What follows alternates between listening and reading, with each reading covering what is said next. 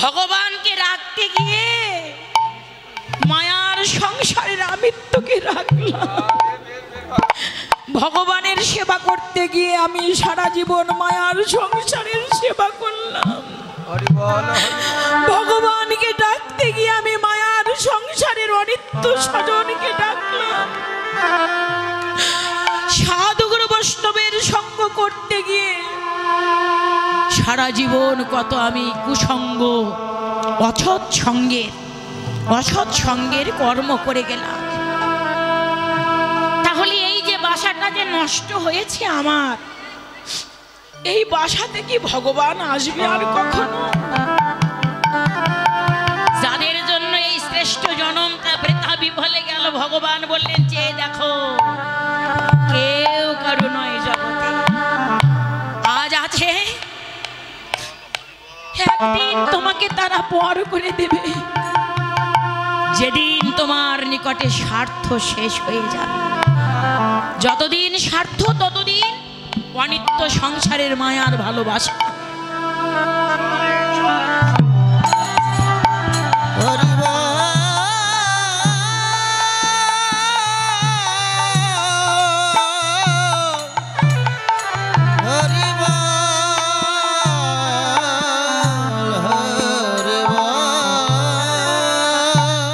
ভগবান বললেন এই নষ্ট বাসা নিয়ে যেদিন তোমাকে ফিরতে হবে, যখন ফিরবে তুমি, তখন তোমার সঙ্গে কে আসবে? মা। সারা জীবন তোমাকে মা বলে ডেকে গেলাম, তুমি কি আমার সঙ্গে যাবে গো?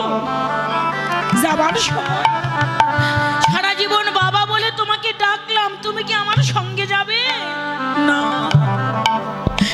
সেদিন একা একা ফিরে যেতে হবে। এই নষ্ট দেহ নষ্ট বাসা নিয়ে সেদিন প্রাণ ভরে ডাকবো, বলবো হে দয়াময়, জগৎ মাঝারে যারা আমার আপন ছিল,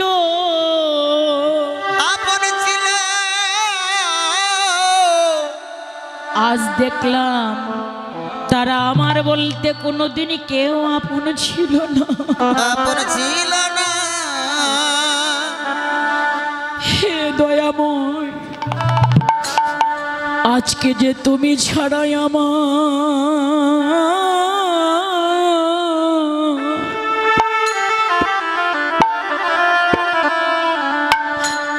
আর আমার বান্ধব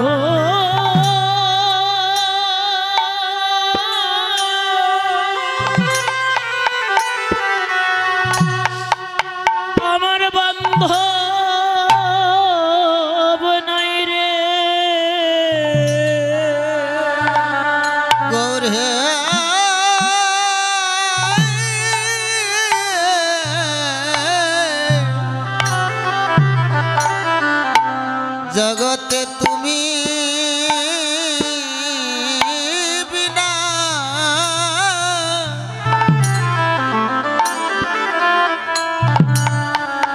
আমার আর বান্ধব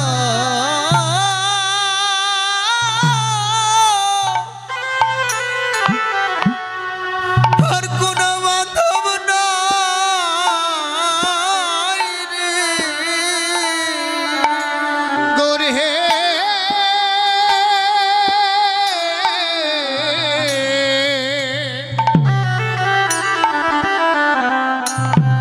জগতে তুমি ছাড়া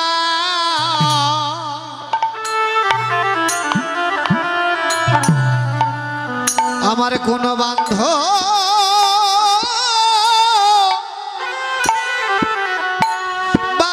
নাই রে। এই জগতে সকলারই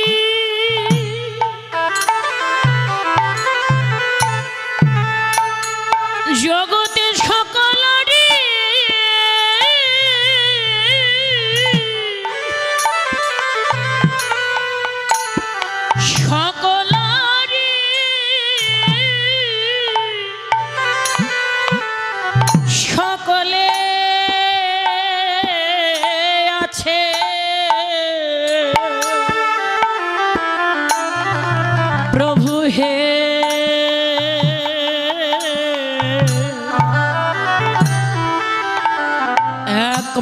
মাত্র তুমি বিনা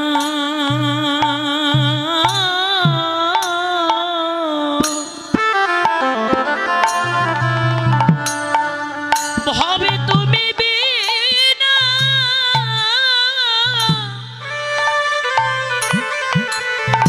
আর আমার বান্ধব নাই রে। জগৎ সকলারি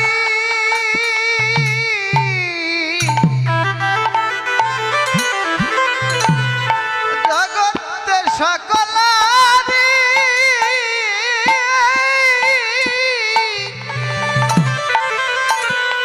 ওরে সকলি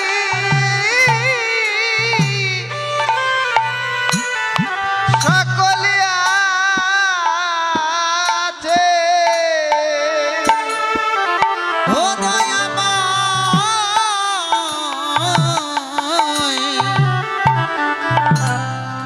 জগতে তুমি বিনে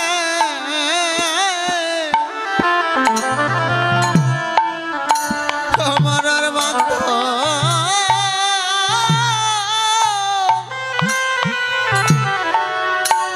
আমার আর বান্ধব নাই রে। জগতে সকলারি সকলারি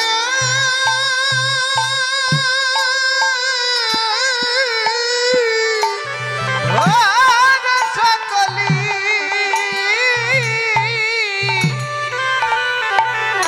সকলি আছে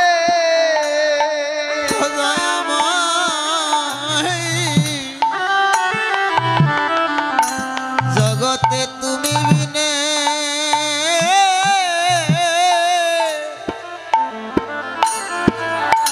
আমার আর মতো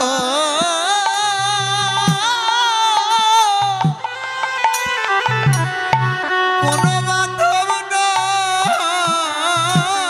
রে। গৌরী হে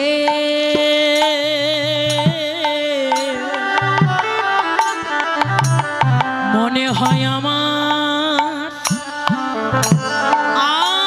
মতো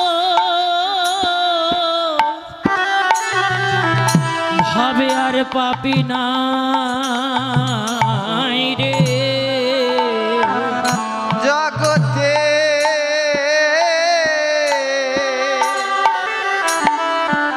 জগতে আমার মাত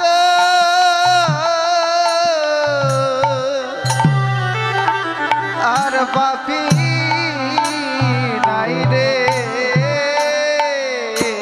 আমি না জানি কত জনমে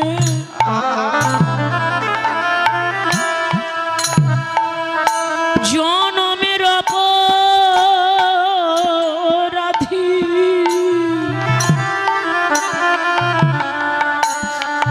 মনে হয় আমার মতো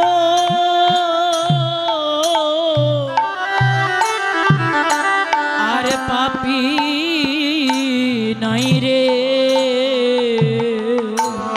মনে হয় কত জনমে কত জনমের অপরাধী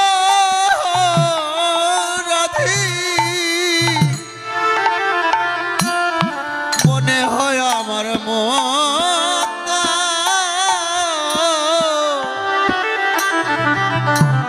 আর পাপি নাই রে।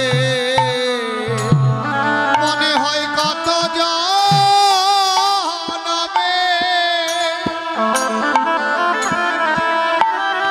অপরাধী জগতে আমার মতো অপরাধী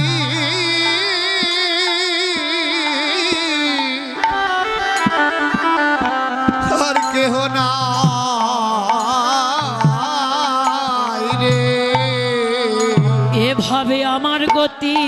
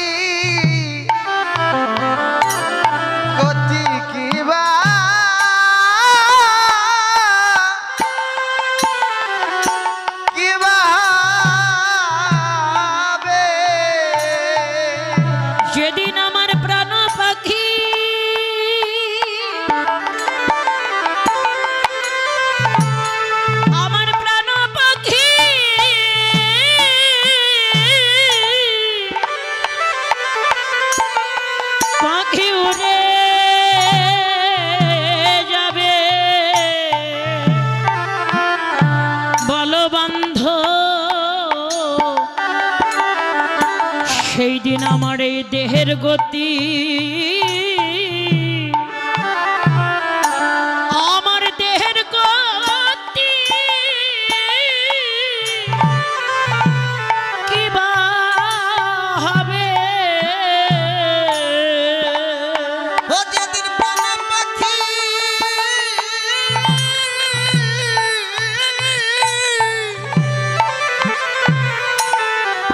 উড়ে চলে যাবে সেদিন তুমি বিনা বান্ধব আর কেহ নাই হরি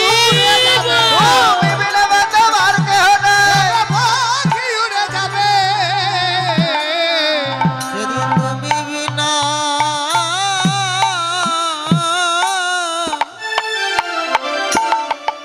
আমার আর কে বা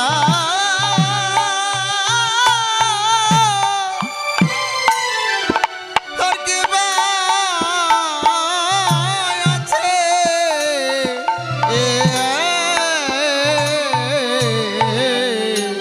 ভগবান বললেন হে ভক্ত এখনো সময় আছে এসেছো ভবে একদিন চলে যেতেই হবে পালাইবার পথ নাই তোমার জম আছে পিছে একমাত্র হরি নাম সত্য জগতে আর যত সব মিছে হ্যাঁ পুত্র বলুন কন্যা বলুন মায়ার সংসার বলুন পিতা বলুন মাতা বলুন কেউ কিন্তু কারো সঙ্গে যাবে না সঙ্গে একমাত্র হরিনাম আর এই ভাগবতীয় কর্মের কর্মফলটুকুই সঙ্গে যাবে তাই ভগবান বললেন যে হৃদয় বাসাতে তুমি আমাকে রাখতে নিয়ে গিয়েছিলে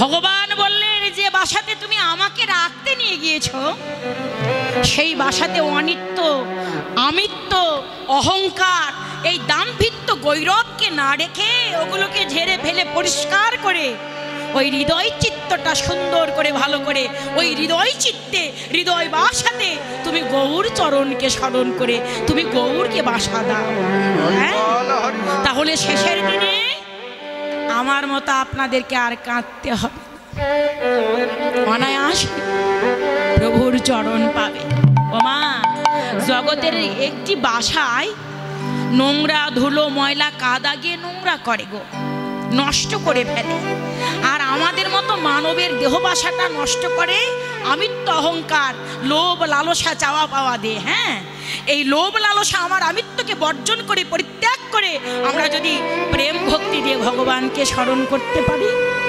ডাকতে পারি ভগবানকে ভালোবাসার মতো বাঁচতে পারি সেই ভালোবাসায় নিশ্চয়ই ভগবান বাসা বাঁধবে হ্যাঁ তাই তো ভগবান এসেছেন জীবের কুরতি নাশিতে এবার ভালোবাসার মূরতি ধরে প্রীতির মূরতি ধরে প্রভু আমার এসেছেন কোথায় আজও কি নবদ্বীপ ছন্দ রাজকীয় নবদ্বীপ চন্দ রাজকীয় নবদ্বীপ ছন্দ আজ গিয়ে নবদ্বীপ চন্দ আমি নির্কাম গলিত তো মানুষ আমি নির্কাম গলিত তো মানুষ গতি অছু গজিনী মন্দ অতি অছু গজিনী মন্দ গতি অছু গজিনী মন্দ যেন হেলে দুলে যায় রে হেলে দুলে যায় রে হেলে দুলে যাই রে গজ কামিনীর মতো হেলে দুলে যায় রে গজগামিনীর মতো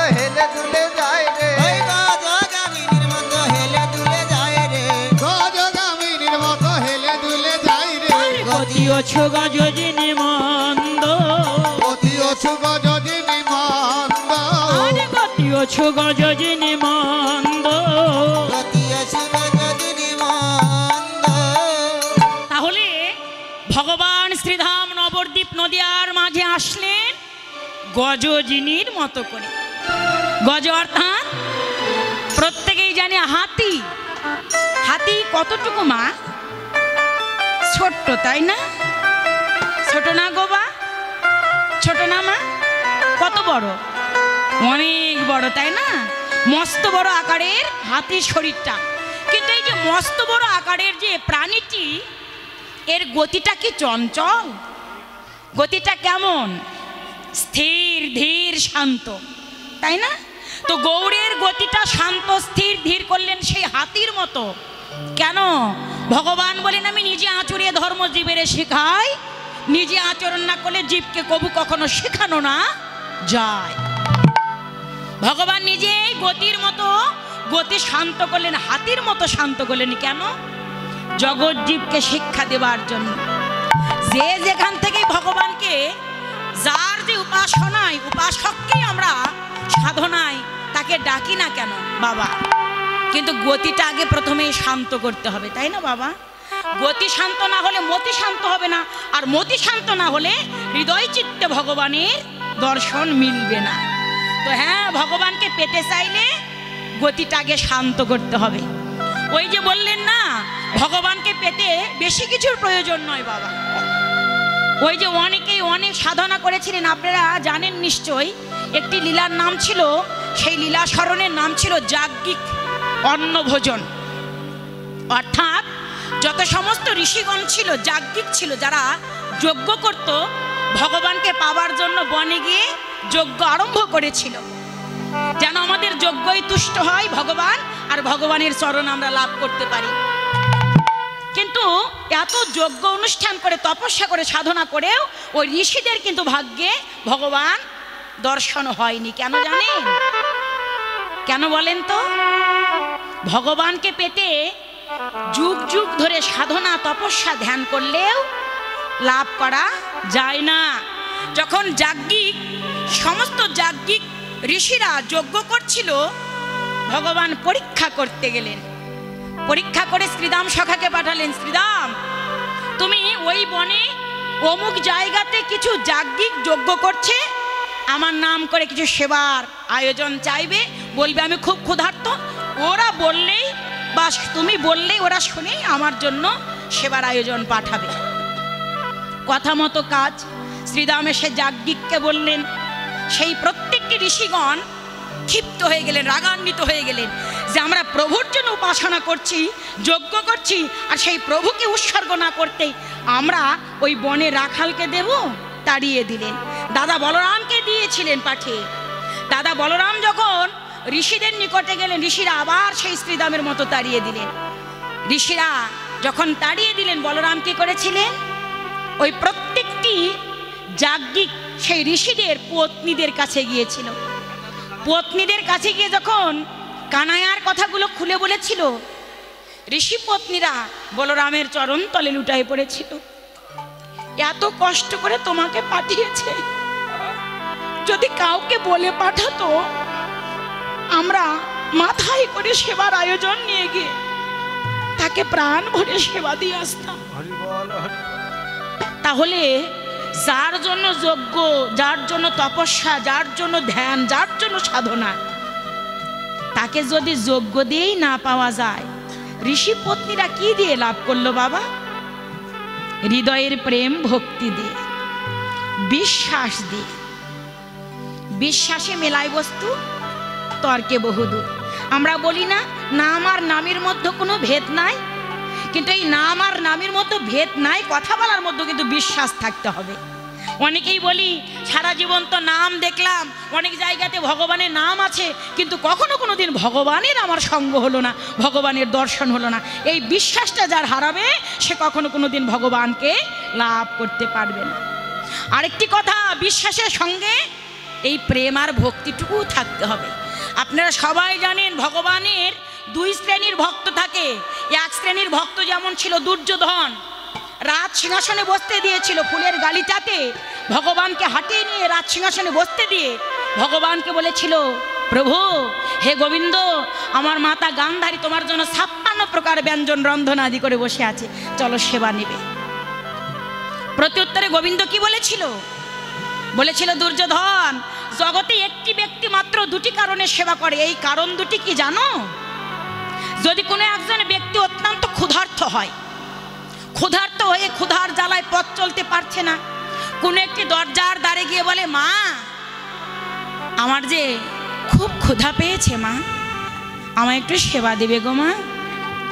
ও মা, এই যে একটি কারণ, এই একটি কারণে সেবা করে। আরেকটি কারণ আছে গো, ভগবান বলেন আরেকটি কারণ আছে।